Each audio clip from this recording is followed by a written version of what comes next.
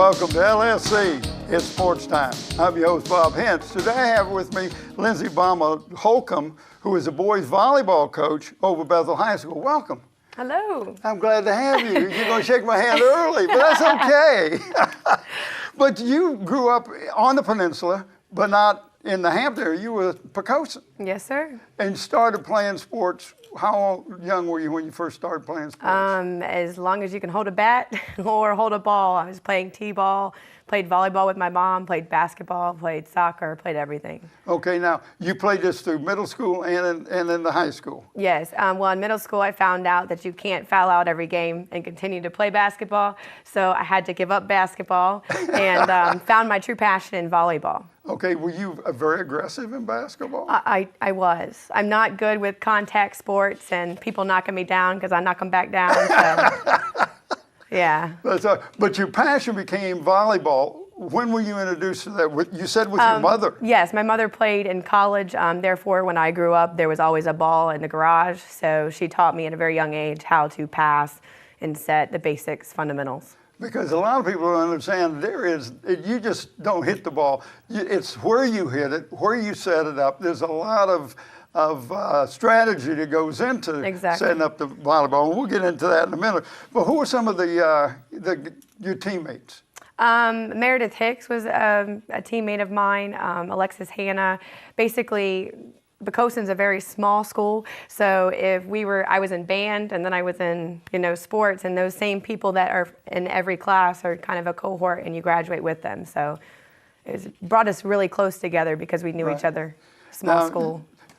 Your parents introduced you to sports and you fell in love with being active. Yes. Because we're going to talk about some of the other things that you're doing. But you graduated and you went to Old Dominion. Mm-hmm. You're not on a scholarship. You put yourself No, ODU did not have a team, and they told me that I could get one together and sign a petition, get everybody to get on board, and then we could have a team. But I don't have any brothers or sisters or anything like that to do it for. And I was passionate about my business management degree and then went on to another degree at the same time, so I didn't really have time for that, so I played outside at the beach. Okay, now you played beach volleyball. Yes. Pro. Now it is. Before I was level B, and until I became a CrossFitter and became more passionate about the sport and trained, I now play at the professional level, the open division. So your main job then on volleyball while you were playing was the setter?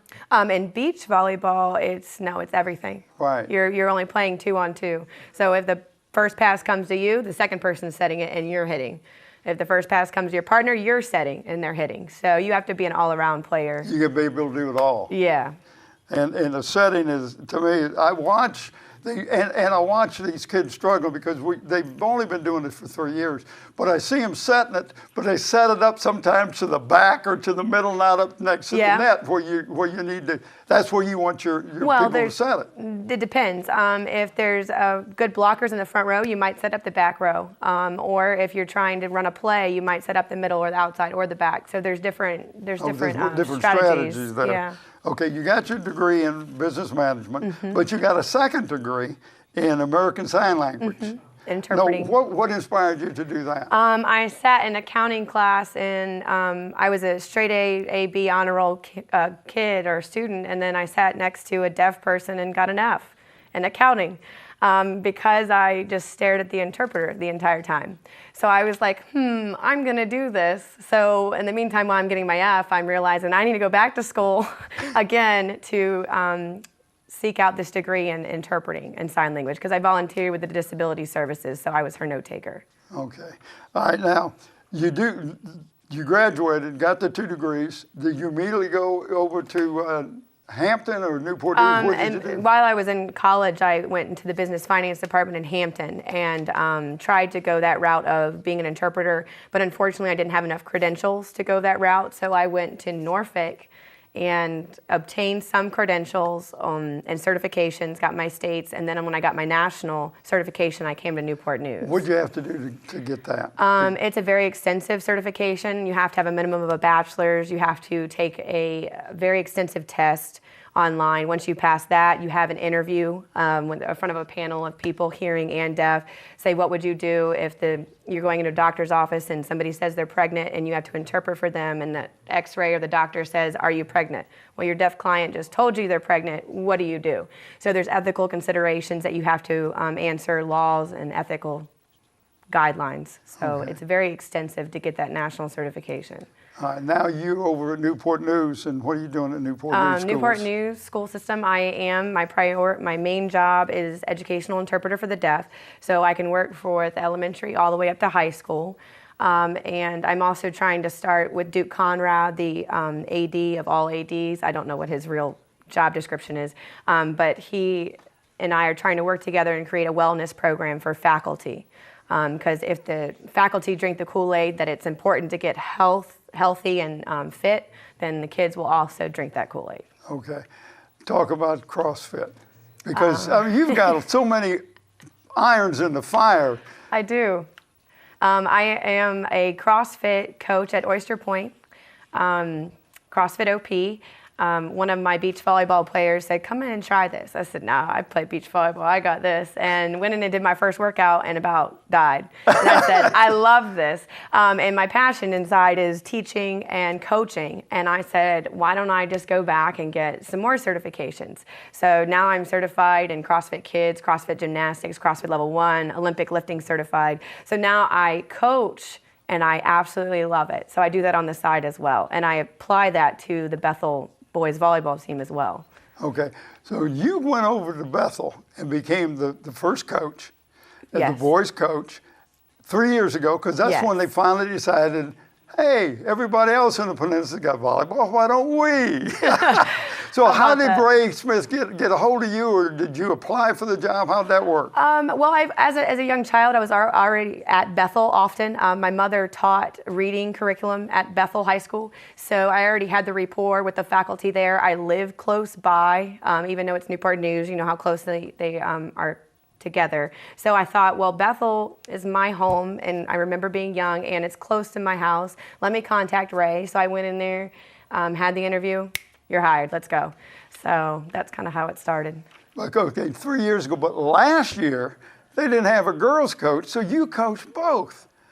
Wow. Let's say you CrossFit, you're working at Newport News, you're an interpreter, and now you're coaching two sports, basically. You're Yes. doing two sports. Yes, it was very difficult. It was challenging, and I'm also a wife.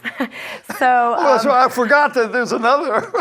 my husband is very supportive, and that's probably the only reason I could do that, because we're in charge of so much as a coach, and not having an assistant and not having a JV program is really a lot of pressure. And on top of those two teams, I also ran a JV team, kind of a starter program for the girls. So I kind of had three teams, and then my husband did the concession stand. So he's a big supportive person. That's great. Yeah. Well, let's talk a little bit, because I know you've got an assistant, Joe Pye, and I've known Joe Pye since the 70s. We Yep. go way back, but he's not paid. He's Just does it a from volunteer assistant. Talk a little bit about Joe. The first time I met Joe, I was running a practice, and I'm very structured in my practice. I can crack the whip. He comes in, he's like, hi, I have some cards here. I'm a coach. I said, well, come on in. He said, well, do you mind if I volunteer? I said, sure. This is an open door policy. I would love the help. We're trying to run this program by ourselves. And he said, I'll just volunteer. So I met him, and since the beginning, he's been stuck by me for 3 years. So we have a great relationship. Talk a little bit about what he does. He is a vet, and he also takes his dog and volunteers at nearby nursing homes, and used to be a bomb sniffing dog, is now retired, and then brings them into local nursing homes and helps the community. Well, Joe is a special guy. He is a special guy. Yeah. We made quite the team. Hot mess. Talk a little bit about your team, because no feeder program. You're going against schools who have been doing it for a lot of years. Yes. Talk about some of what's the going challenges on. that we've faced is, like you said, no JV program, no assistant coaches, and it's hard to see the football teams, and all these adults walking, these are people, by the way, walking by, and you're like, man, they have a trainer, they have 5 assistant coaches, they have 4 volunteers, and I'm like, taking my hair out. And like you said, Western Branch is probably the strongest team in our conference. And I specifically had a conversation with the coach, and I said, do you have a JV? Do you have an elementary and middle school program? And the answer is yes, yes, yes, yes, yes. I said, who are these two people? Well, these two are my assistants. And I'm, oh, nice to meet you. And at the same time, I'm like, because I'm sweating, I'm doing my best to try to even, get a program or to even sell it to boys that it's not just a girls' sport, it's a boys' sport too. Right. In the meantime, we've done a great job of selling that, and well, you've got probably the top team especially in the Hampton area. Yes. And one of the top in the district. Yes. Talk a little bit about some of the players you got on your team and what your goal is. Well, we've tried to recruit, and Ray's done a good job because I'm not at that school. I'm at a Newport News public school, so if I was at that school, I could help recruit. So Ray's done a great job being a support in getting basketball players, soccer players, and even some football players that aren't playing football this year that decided to go the route of volleyball. So when you have those great athletes and they're already high jumpers and fast movers, all you have to do is just train them in that specific sport and sell it that it's a fun sport. So right. If the coach is passionate about that sport, it'll instill into those kids and they will work hard. And then they've seen the past programs where, 4 of my kids have already gotten full ride scholarships. So they're thinking, maybe I could do this too. Maybe I can go to college. So that's just really what it's all about, is selling it. Right. Well, because when I first heard about the program, and I think you had 1 year, and then all of a sudden you got a kid that's got a full ride to a small college in Missouri. And guys said, well, it's in Missouri. I said, who cares? Somebody's going to pay you to go to college. Exactly. What they thought they'd never get a chance to go to college, now they realize that they have a chance. They can go learn something. I mean, who cares where it is?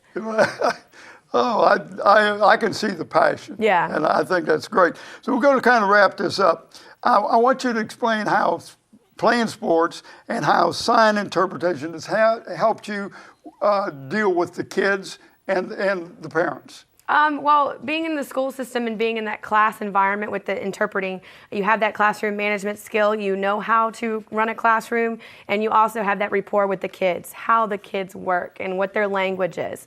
So that's really applied across the board for me coaching. And then the parents, I feel like I have a great relationship with the parents because right. all they want is communication. They want to know where their child is. They want to know that they're in good hands. So if you open that open door policy, give them your number, there should be no, in sign language, this is ambiguity. I couldn't think of the verbal word, sorry. Well, I wouldn't know what it is. I thought you had an itch. I'm sorry. No. And then also with the sign language, I'm able to run plays out on the sidelines, and some of my kids know sign language as well. So I'll be back there going, hitting the deep corner, or go line, So I'm communicating, they're learning sign language at the same time they're playing sports. So why not? That's an advantage that you've got over the others. Yeah. Well, I appreciate you coming in. I want to thank you for tuning in to LSC and Sports Time. I want to thank my special guest, Lindsey Bomba-Holcomb, who is the volleyball coach over at Bethel High School. I want to keep you informed on what's going on. You can turn in to LSC and Sports Time on Monday, Wednesday, and Saturday, 7:30 a.m., 7:30 p.m. We've got a new show called Conference Countdown on at the same time. And we'll also have an area that Wube Gabre is going out to the schools and getting a Athlete of the Week. I'm your host, Bob Hintz. Until next time.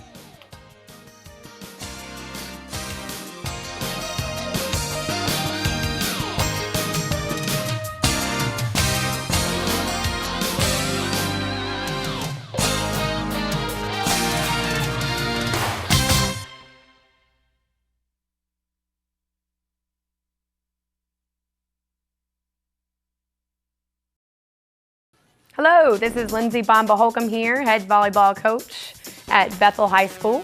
You are watching LSC, all sports, all the time. Thank you.